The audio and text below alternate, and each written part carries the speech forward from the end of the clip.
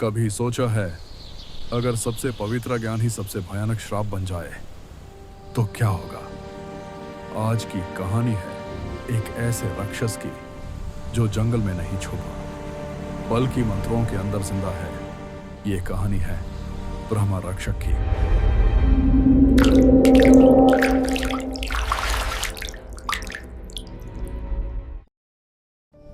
देवगढ़, एक छोटा सा गांव जहां शाम होते ही लोग अपने दरवाजे बैंड कर लेते थे। गांव के बाहर एक पुराना बरगद का पेड़ था।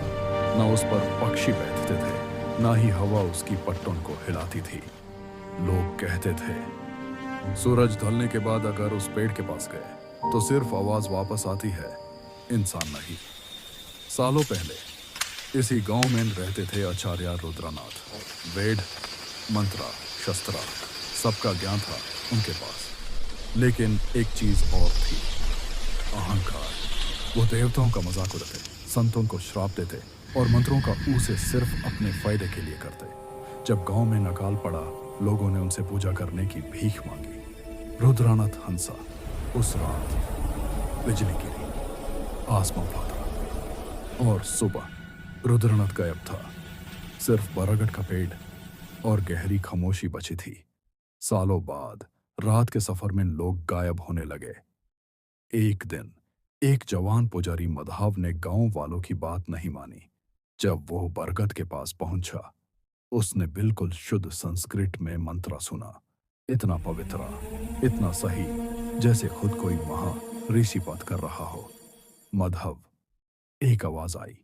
पेड़ की जादू से एक आकृति निकली।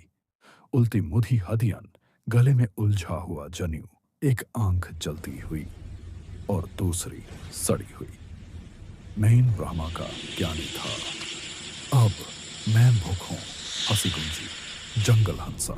गांव के बुजुर्ग समझ गए थे ये कोई साधारण भूत नहीं था, यह था ब्रह्म रक्षक, एक आत्मा जो ज्ञान के घमंड से पैदा होती है। ऐसी आत्मा जो मंत्रों को बिगाड़ सकती है, आवाजों की नकाल कर सकती है और दिमाग के अंदर रहने लगती है। आग इससे जला नहीं सकती, मंत्र इससे और शक्तिशाली बना देते हैं। सिर्फ एक चीज इसे रोक सकती है, खामोशी। देवगढ़ आज मैप्स में नहीं मिलता, लेकिन अगर कभी आप जंगल में हो और अंधेरे में बिल्कुल परफेक्ट मंत्र सुने दे, तो याद रखना, ब्रह्मा रक्षक चिल्लाता नहीं है, वो सिखाता है। और जिस दिन आपने उसका ज्ञान सुन लिया, उस दिन के बाद आप चुप नहीं रह पाओगे।